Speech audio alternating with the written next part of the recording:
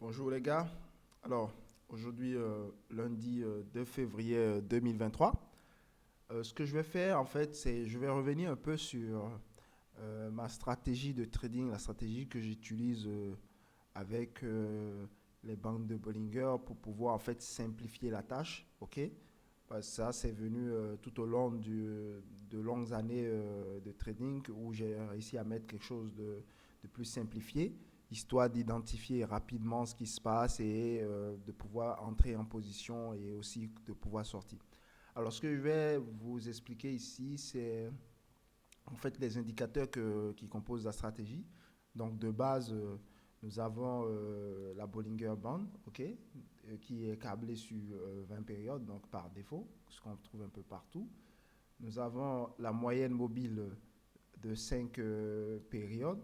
Donc, c'est une simple moyenne mobile de 5 périodes que vous avez là, en violet. Nous avons également la moyenne mobile de 80 périodes. Pourquoi 4? Parce que toutes mes moyennes mobiles, en fait, sont séparées par un multiplicateur de 4. Donc, là, vous avez la 5 fois 4, vous avez la 20, ainsi de suite. Donc, ça me permet, en fait, quand je suis sur ce graphique-là, par exemple, du dollar index, ce graphique journalier, de pouvoir avoir une idée de ce qui se passe 4 time frames au-dessus. C'est-à-dire, par exemple, si j'étais sur une heure, je pouvais, en fait, via cette moyenne mobile de 80 périodes, savoir ce qui se passe sur la 20 périodes au niveau de 4 heures. Et la 5 périodes me montre en fait ce qui se passe au niveau de la 20 périodes sur 15 minutes. Vous voyez, c'est un peu ce genre de truc sans avoir à mettre plusieurs graphiques les uns à côté des autres. Je reste sur un seul graphe et puis je peux savoir ce qui se déroule sur les autres unités de temps qui sont un au-dessus, un en dessous et même multiplié par 4. Donc, alors, sur ce, après ces deux indicateurs, la stratégie consiste en fait à identifier la force du marché.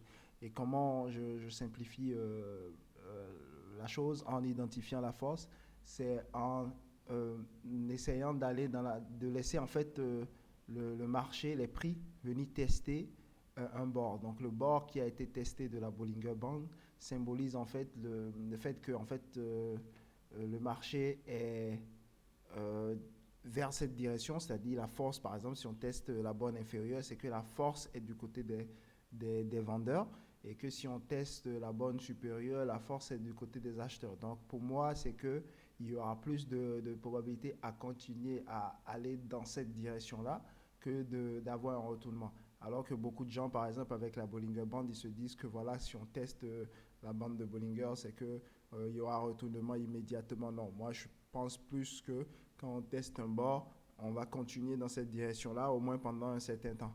Et donc c'est de là où nous on veut en fait surfer sur cette tendance-là et profiter avec le groupe dominant.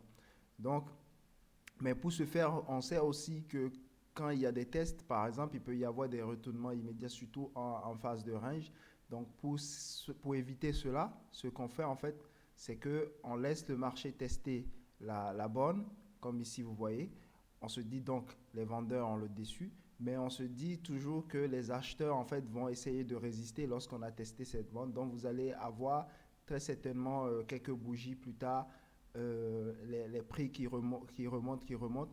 Et nous, on attend que les prix clôturent au-dessus de notre moyenne mobile de 5 périodes. Ça veut dire que sur le time frame inférieur, le marché a essayé de changer de direction. Puisque vous savez que pour pouvoir avoir en fait une succession de bougies comme ça, c'est que sur les time frames inférieurs, vous avez des hauts et des bas, vous avez plein de tendances qui se déroulent sur les time frames inférieurs à celui-ci. Même si vous ne voyez que cet alignement ici, mais sur les time frames inférieurs, il y a énormément de changements de direction. Par exemple, quand vous voyez cette succession de bougies vertes là, c'est que, imaginez sur une minute, sur 5 minutes, c'est de fortes tendances qu'il y a eu de ces côtés-là. Ici, on est même en journalier, ça veut dire que même sur une heure, vous avez de fortes tendances. Vous voyez?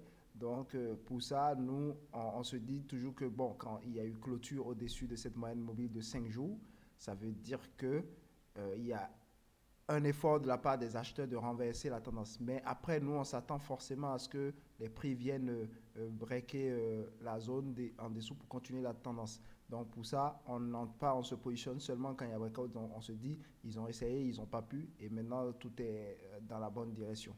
Vous voyez, c'est un peu ça. Et c'est avec ça en fait, on prend la position d'entrée. Maintenant, en fait, dans la plupart des vidéos que j'ai eu à faire récemment, je montre juste cette première partie, la partie simple, pour montrer, en fait, pour pouvoir prendre position, pour détecter la tendance et prendre position. Maintenant, ce que je vais vous rajouter pour ceux qui suivent cette vidéo, hein, un petit, on va dire en quelque sorte un petit bonus.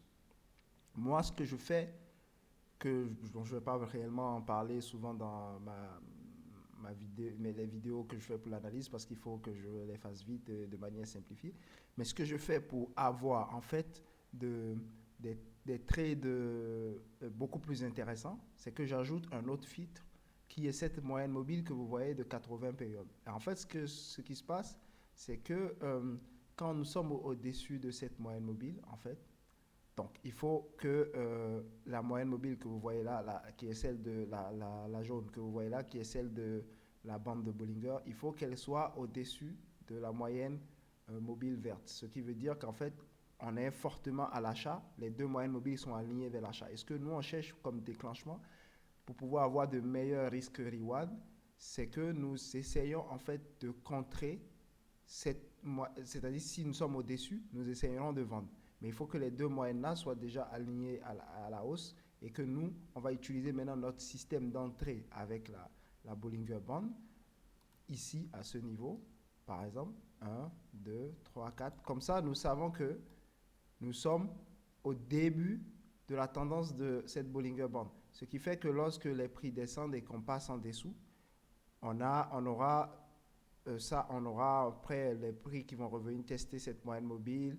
Et ceci va nous permettre en fait de pouvoir déplacer notre stop loss plus facilement lorsqu'on fera du trailing du reste de la position. Parce que vous savez que moi, dès que je prends ma position, quand je fais mon risque reward de 1 pour 1, la seconde moitié, je commence à la déplacer progressivement. Donc, ce qui fait que quand on sera au-dessus quand on va passer, en fait, on fait en sorte de prendre la position au-dessus. Comme ça, lorsque ces deux moyennes mobiles se croisent, on pourra faire notre trailing stop le plus longtemps possible sur la moyenne mobile de 20 périodes de la Bollinger. Donc, on aura à filtrer et à éliminer un certain nombre de trades. Par exemple, ici, on prendrait un trade, même si ça ne marcherait pas, mais on ne prendrait pas les trades au-dessus de la moyenne mobile verte parce que, avec notre système de Bollinger, parce qu'en fait, on ne sait pas quand est-ce que la tendance de cette moyenne mobile qui tient la banque de Bollinger va s'arrêter. C'est la raison pour laquelle on essaye toujours de prendre ça au tout début. Donc, par exemple, ici, le tout début serait là. On va essayer de prendre notre premier trade par ici, vous voyez. Et après, on pourra faire le trailing le long de la moyenne mobile verte, vous voyez. Si vous avez compris, si vous avez d'autres questions, je pourrais mieux vous expliquer avec une vidéo un peu plus longue. Mais là, j'ai essayé de faire court pour vous montrer en fait l'intégration de la moyenne mobile verte qui me permet en fait de pouvoir contrôler et de pouvoir faire un trailing beaucoup plus long. Sur ce, merci et je vais vous mettre l'analyse de ICRP juste derrière. À tout de suite.